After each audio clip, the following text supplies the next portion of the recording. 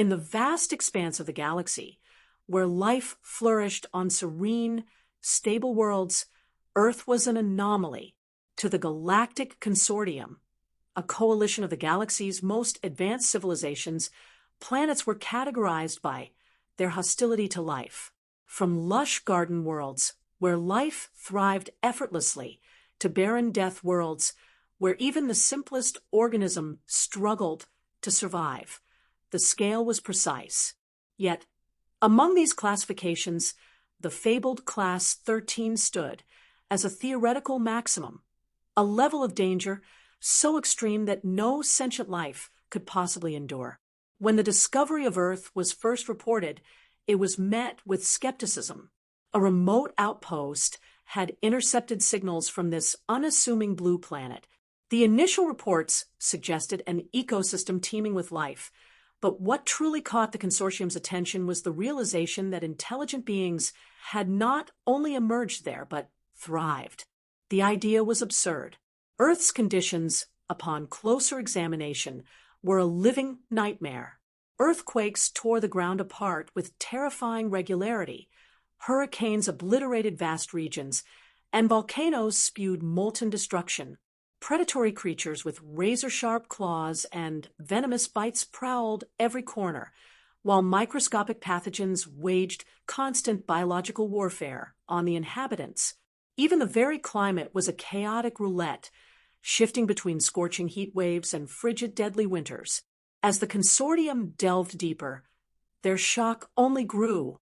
Earth's sun was a volatile star that regularly emitted lethal bursts of radiation, and the planet's atmosphere was a precarious balance of gases, teetering on the edge of toxicity. The very tectonic plates that formed the planet's crust were in constant, violent motion. By all calculations, life on Earth should have been fleeting if it emerged at all, and yet humanity existed. The consortium gathered every scrap of data they could on these humans. What they found was nothing short of astounding. These beings had developed complex civilizations, advanced technology, and intricate cultures despite the unrelenting dangers of their home. They built towering cities in earthquake zones, braved the depths of their turbulent oceans, and even ventured into the skies above their volatile world. But what truly stunned the observers was humanity's relationship with their environment. Rather than succumbing to the endless threats, humans adapted. They invented shelters to withstand storms, developed medicines to combat diseases, and even turned their predators into domesticated companions. Their ingenuity was matched only by their tenacity. When faced with challenges that would have annihilated other species, humans seemed to grow stronger. They didn't just endure Earth's chaos, they thrived in it. To the consortium, this was terrifying. Class 13 death worlds were the stuff of nightmares. Environments so lethal they were avoided at all costs. Yet here was a species that had not only survived, but transformed its perilous home into a cradle of innovation. If humans could endure such conditions, what else might they be capable of? The implications rippled through the assembly like a shock wave. Fear took hold. This was not a species to be trifled with. This was a species that had mastered survival in the most hostile of conditions. A single thought echoed in the minds of the assembled representatives. If humanity could conquer a Class 13 death world, what might they accomplish if they set their sights beyond it? On Earth, humanity carried on with life, unaware of the galactic panic their existence had sparked. To them, survival wasn't extraordinary. It was simply a way of life.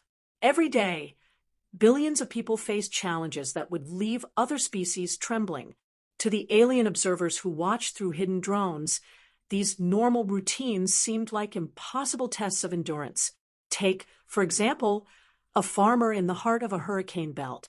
Year after year, they faced storms so fierce they could uproot trees and flatten homes. Yet they rebuilt, strengthened their structures, and learned to predict the patterns of nature's fury. Crops were lost, but seeds were replanted. The storms were not an end, but a beginning, a challenge to adapt and innovate. In urban jungles, people faced entirely different dangers. A commuter pushed through a snowstorm, enduring bone-chilling temperatures that would kill most alien species in minutes. Another navigated blistering heat and pollution in a sprawling city, where every breath was a struggle, yet entirely unremarkable to the humans who lived there. They wore masks, drank water from bottles, and continued about their business as if the environment wasn't trying to kill them. Even more astonishing were the humans who sought out danger voluntarily. They scaled towering mountains where oxygen was scarce, dove into the crushing depths of the oceans, or raced across deserts under an unforgiving sun. They called it adventure, what the consortium viewed as reckless self-endangerment.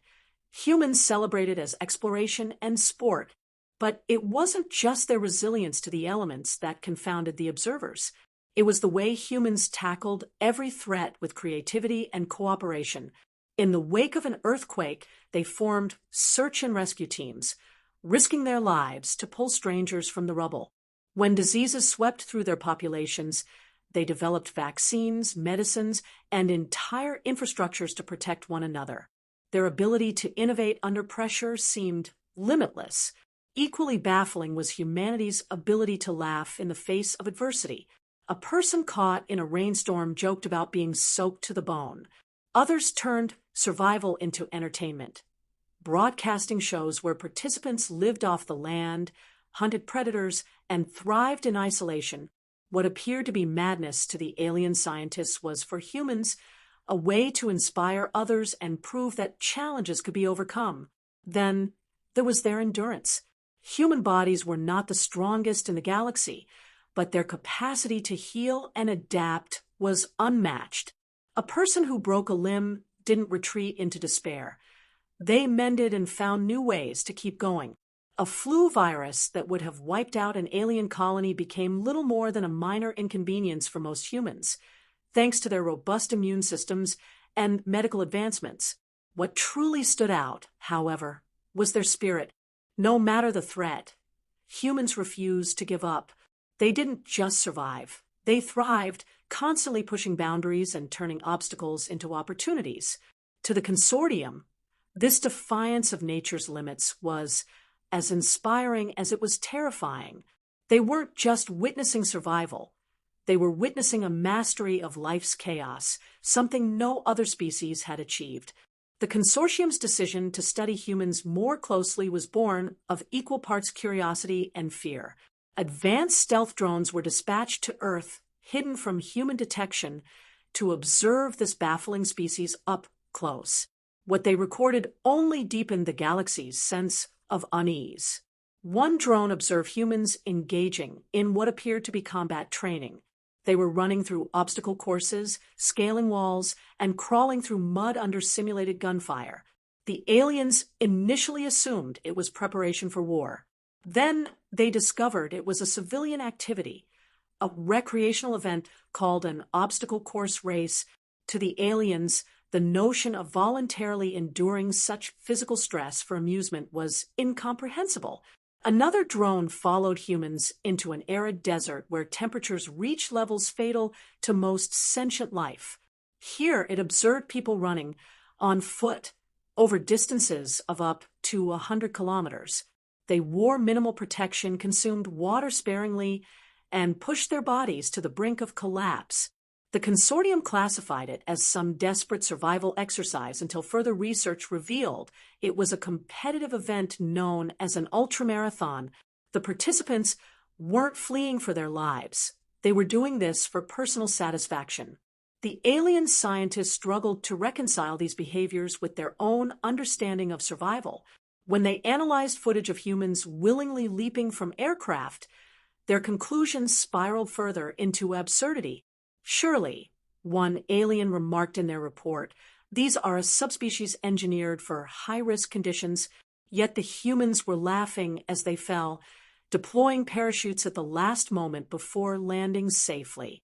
It was entertainment, another expression of their unique relationship with danger.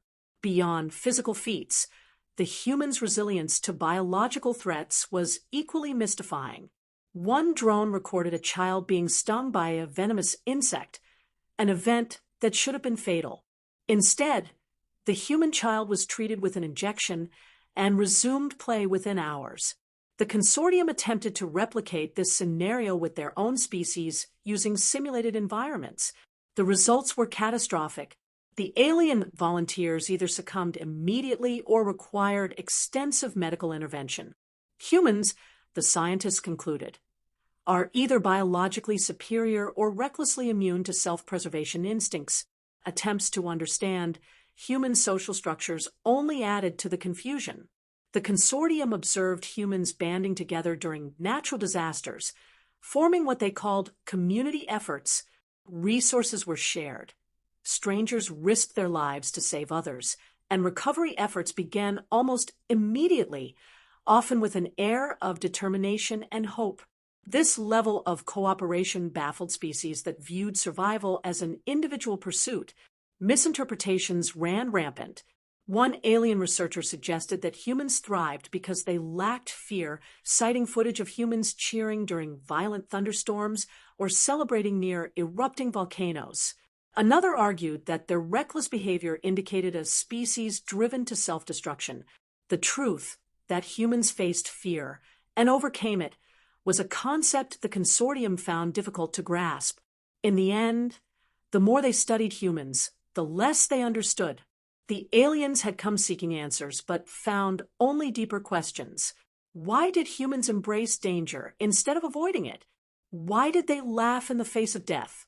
Most importantly, how could a species born of such chaos wield the strength to reshape their world?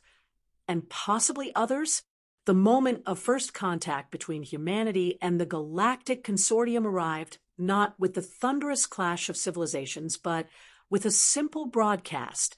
A human vessel, rudimentary by galactic standards but daring in its design, sent a signal that was both hopeful and unassuming. We come in peace. This declaration, delivered from a species that had already confounded the galaxy, was met with equal parts relief and apprehension. Humanity's representatives, scientists, and explorers were invited to an audience with the consortium. The humans were curious but not intimidated, stepping into the assembly hall with an air of wonder rather than fear. They were painfully aware of their technological inferiority, yet they carried themselves with an odd mixture of humility and confidence that unsettled their hosts. When questioned about their survival on a Class 13 Deathworld, the humans responded with puzzled smiles. Survival, one representative echoed. It's not survival. Earth is our home. It's challenging, yes, but it's also beautiful. They spoke of their world with affection, describing sunsets over vast deserts, the rhythm of ocean waves, and the resilience of life that bloomed even in the harshest conditions. What the consortium saw as a nightmare, humanity saw as a treasure trove of opportunity and inspiration. The humans explained their philosophy. Adversity wasn't something to be feared, but something to be faced. They shared stories of their history, of civilizations that rose and fell, of wars and peace, of tragedies that united them and triumphs that propelled them forward. Every step, they said, was a lesson. Every challenge, an invitation to grow stronger. When the aliens expressed concern over humanity's apparent recklessness, the humans laughed, not in mockery but in genuine amusement. Reckless? Maybe, one said, but we don't see it that way. Risks teach us our limits, and sometimes they show us we can go beyond them. They pointed to their explorers, who had crossed oceans without knowing what lay on the other side, and to their scientists who sent machines into the void of space without any guarantee of success. It's not about danger. It's about discovery. As the conversation continued, the consortium's fears began to shift. These weren't conquerors seeking to spread their influence or warriors looking to test their strength. Humanity's driving force wasn't domination. It was curiosity. They didn't want to survive the galaxy. They wanted to understand it, to explore its wonders and share their own. The humans extended a hand, both figuratively and literally, offering to share what they had learned. Their knowledge of adapting to extreme environments, their innovative spirit, and their determination to find solutions where others saw only problems. All of it, they promised, could be used to help the galaxy face its own challenges. By the end of the meeting, the consortium's fear had softened into something new: respect. The humans, it seemed, were not defined by the chaos of their world, but by their ability to transcend it. They were not a threat, but a force of possibility, a species that could inspire others to see the beauty in struggle and the power of resilience. The galaxy, once so afraid of humanity's potential, now saw it as a beacon of hope.